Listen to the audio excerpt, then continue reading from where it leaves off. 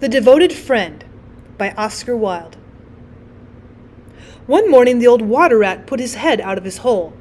He had bright beady eyes and stiff gray whiskers, and his tail was like a long bit of black india rubber. The little ducks were swimming about in the pond, looking just like a lot of yellow canaries, and their mother, who was pure white with real red legs, was trying to teach them how to stand on their heads in the water.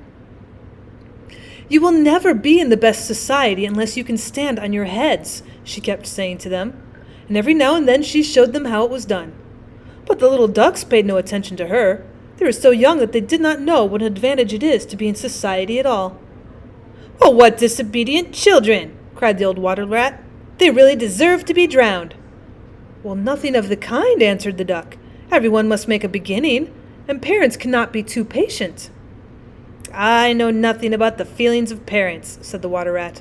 "I am not a family man. In fact, I've never been married, and I never intend to be.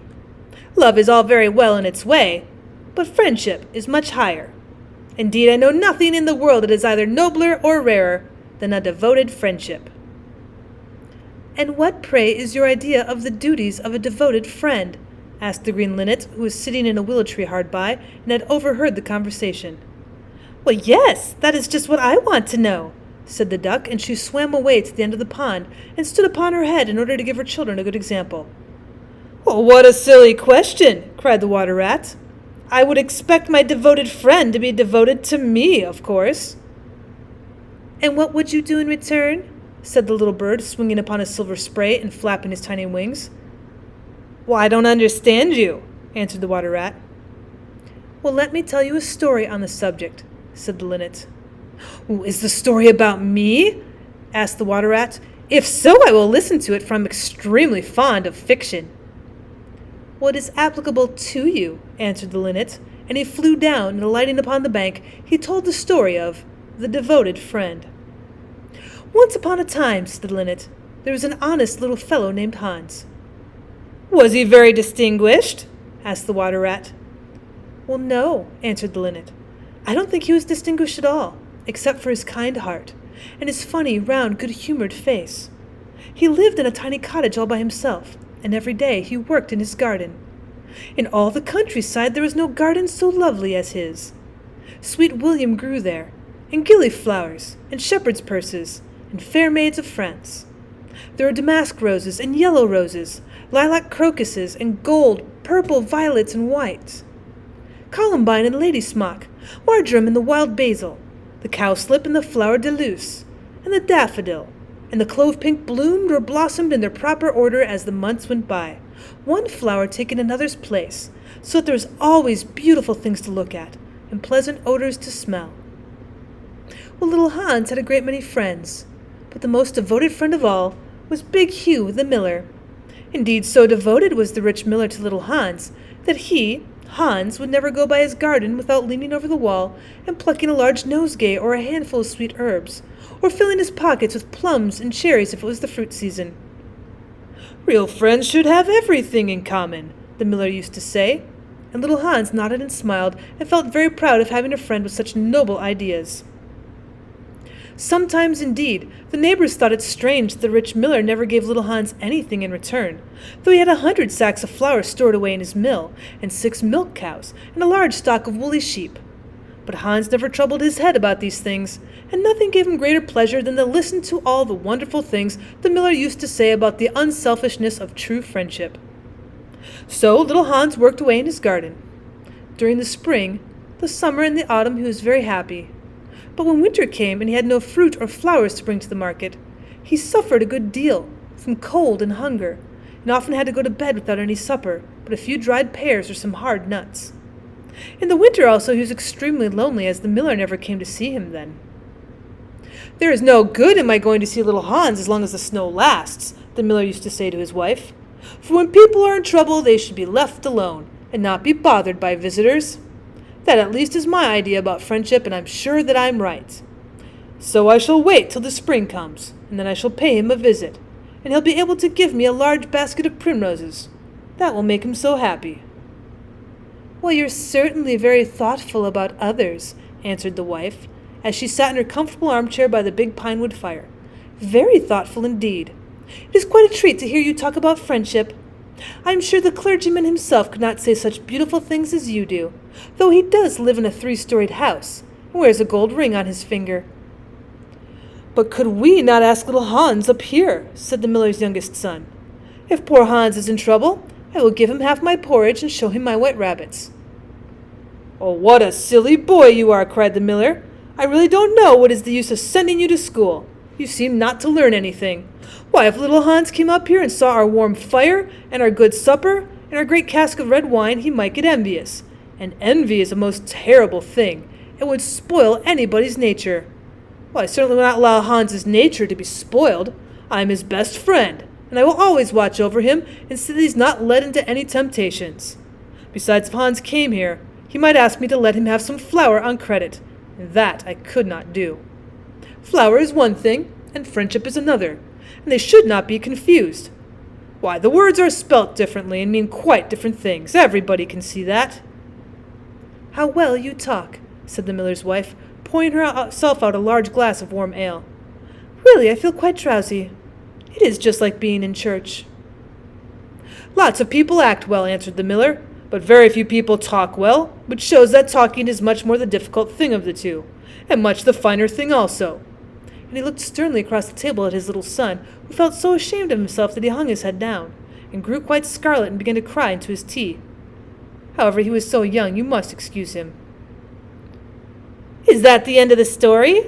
asked the water rat. "Well, certainly not," answered the linnet. "That is the beginning." "Then you are quite behind the age," said the water rat. "Every good storyteller nowadays starts with the end, and then goes on to the beginning and concludes with the middle. That is the new method.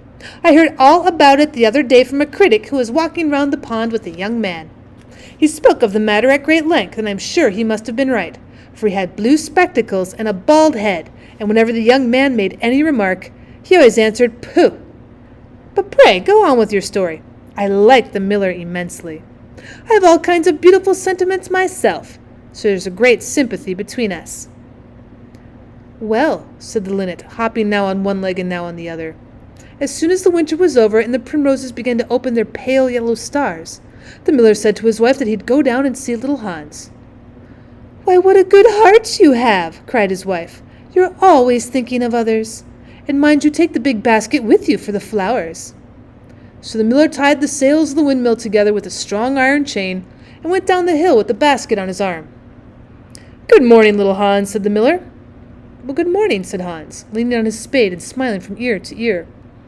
"And how have you been all the winter?" said the miller. "Well, really," cried Hans, "it's very good of you to ask. Very good indeed. I'm afraid I had a rather hard time of it, but now the spring has come and I'm quite happy. All my flowers are doing well." "We often talked of you during the winter, Hans," said the miller, "and wondered how you were getting on." "Well, that was kind of you," said Hans. "I was half afraid you'd forgotten me." "Hans, I'm surprised at you," said the miller. "Friendship never forgets. That is the wonderful thing about it.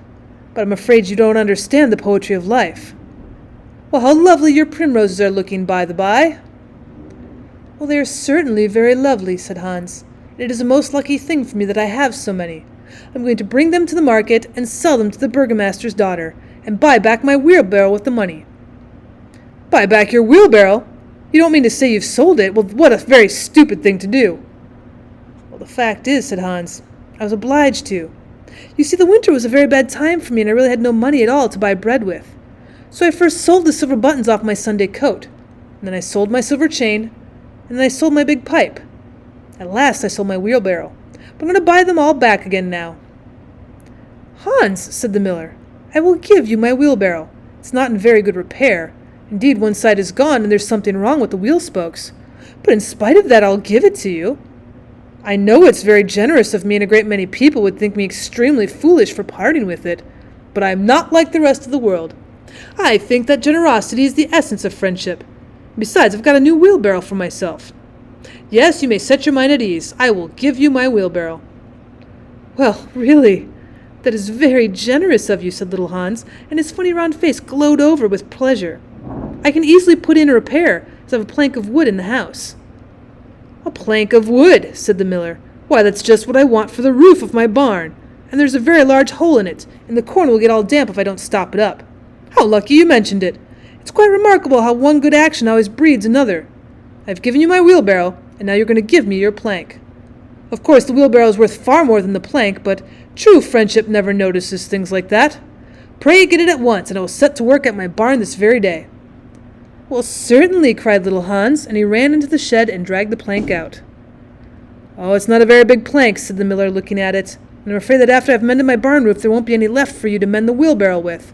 But of course that's not my fault. And now as I've given you my wheelbarrow, I'm sure you'd like to give me some flowers in return. Here's the basket, and mind you fill it quite full." "Quite full," said little Hans rather sorrowfully, for it was really a very big basket, and he knew that if he filled it, he'd have no flowers left for the market, and he was very anxious to get his silver buttons back.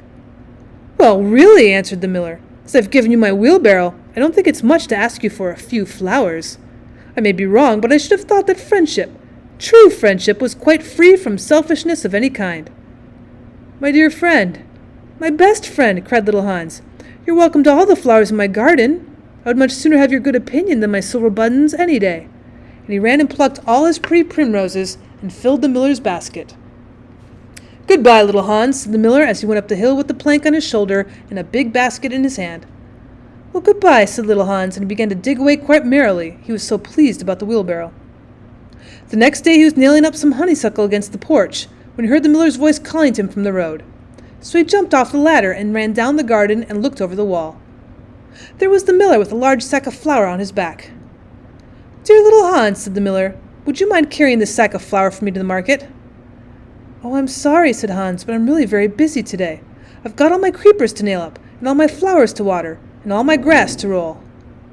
"Well, really," said the miller, "I think that considering I'm going to give you my wheelbarrow, it's rather unfriendly of you to refuse."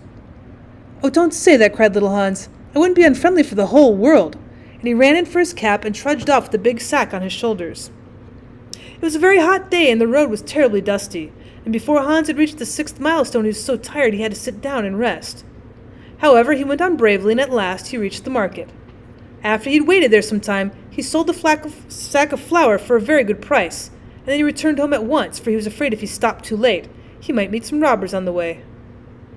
"It has certainly been a hard day," said little Hans to himself as he was going to bed. "But I'm glad I did not refuse the miller, for he's my best friend, and besides, he's going to give me his wheelbarrow."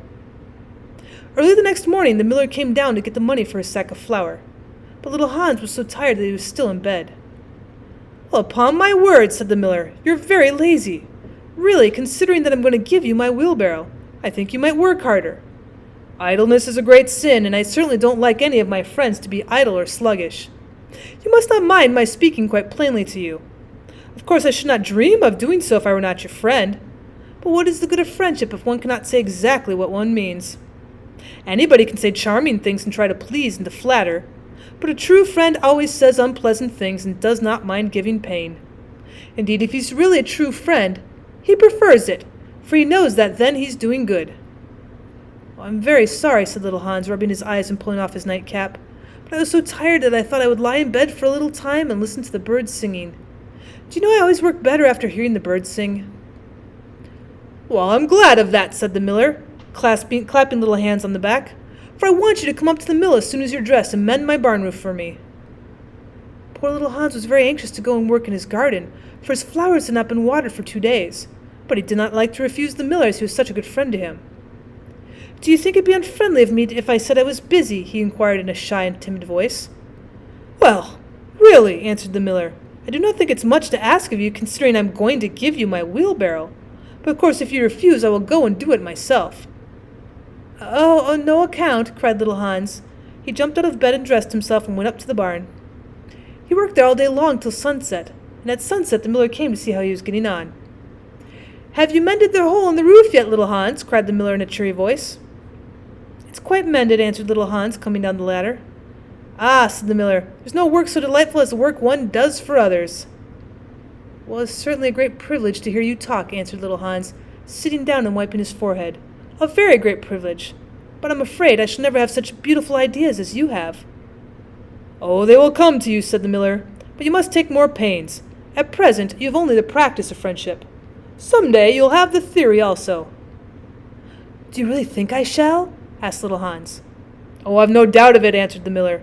"But now that you've mended the roof, you'd better go home and rest, for I want you to drive my sheep to the mountain tomorrow." Poor little Hans was afraid to say anything to this, and early the next morning the miller brought his sheep round to the cottage, and Hans started off with him to the mountain. It took him the whole day to get there and back, and when he returned he was so tired he went off to sleep in his chair, and did not wake up till it was broad daylight. "What a delightful time I shall have in my garden," he said, and he went to work at once. But somehow he was never able to look after his flowers at all, for his friend the miller was always coming around and sending him off on long errands, or getting him to help at the mill. Little Hans was very much distressed at times, as he was afraid his flowers would think he'd forgotten them. But he consoled himself by the reflection that the miller was his best friend. Besides, he used to say, "He's going to give me his wheelbarrow, and that's an act of pure generosity." So little Hans worked away for the miller, and the miller said all kinds of beautiful things about friendship, which Hans took down in a notebook and used to read over at night, for he was a very good scholar. Now it happened one evening little Hans was sitting by his fireside when a loud rap came at the door. It was a very wild night, and the wind was blowing and roaring around the house so terribly that at first he thought it was merely the storm. But a second rap came, and then a third, louder than either of the others. "It is some poor traveler," said little Hans to himself, and he ran to the door. There stood the miller with a lantern in one hand and a big stick in the other. "Dear little Hans," cried the miller, "I'm in great trouble. My little boy has fallen off a ladder and hurt himself, and I'm going to the doctor. But he lives so far away, and it is such a bad night. It's just occurred to me it'd be much better if you went instead of me. You know I'm going to give you my wheelbarrow, so it's only fair that you should do something for me in return." "Well, certainly," cried little Hans. "I take it quite a compliment to your coming to me. I'll start off at once. But you must lend me your lantern, as the night is so dark I'm afraid I might fall into the ditch."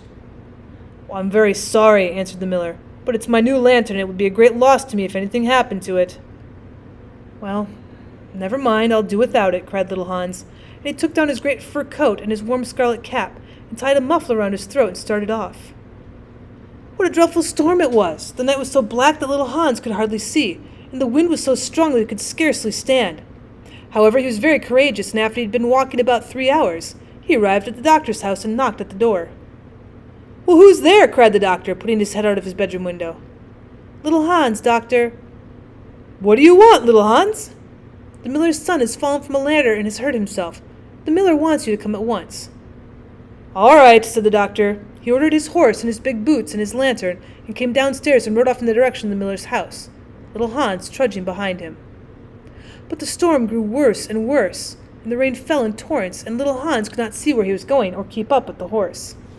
At last he lost his way and wandered off on the moor, which was a very dangerous place, as it was full of deep holes, and their poor little Hans was drowned. His body was found the next day by some goatherds floating in a great pool of water, and was brought back by them to the cottage.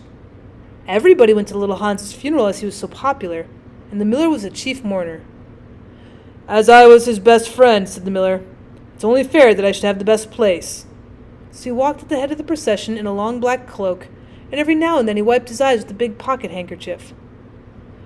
"Little Hans is certainly a great loss to everyone," said the blacksmith when the funeral was over, and they were all seated comfortably in the inn, drinking spiced wine and eating sweet cakes. "Well, a great loss to me at any rate," answered the miller. "Why, it's as good as given in my wheelbarrow, and now I really don't know what to do with it. It's very much in my way at home, and it's such bad repair that I could not get anything for it if I sold it. I will certainly take care not to give away anything again. One always suffers for being generous." "Well," said the water rat after a long pause. "Well, that is the end," said the linnet. "But what became of the miller?" asked the water rat. "Oh, I really don't know," replied the linnet, "and I'm sure that I don't care." "It's quite evident that you have no sympathy in your nature," said the water rat. "Well, I'm afraid you don't quite see the moral of the story," remarked the linnet. "The what?" screamed the water rat. "The moral." "Do you mean to say the story has a moral?" "Certainly," said the linnet. "Well, really," said the water rat in a very angry manner, "I think you should have told me that before you began. If you'd done so, I certainly would not have listened to you. In fact, I should have said 'Puh!' like the critic. However, I can say it now." So he shouted out "Puh!" at the top of his voice, and gave a whisk with his tail and ripped back into his hole. "And how do you like the water rat?" asked the duck, who came paddling up some minutes afterwards. "He has a great many good points, but for my own part I have a mother's feelings, and I can never look at a confirmed bachelor without the tears coming into my eyes." "Oh, I'm rather afraid that I've annoyed him," answered the linnet. "The fact is that I told him a story with a moral." "Ah, that's always a very dangerous thing to do," said the duck. "And I quite agree with her,"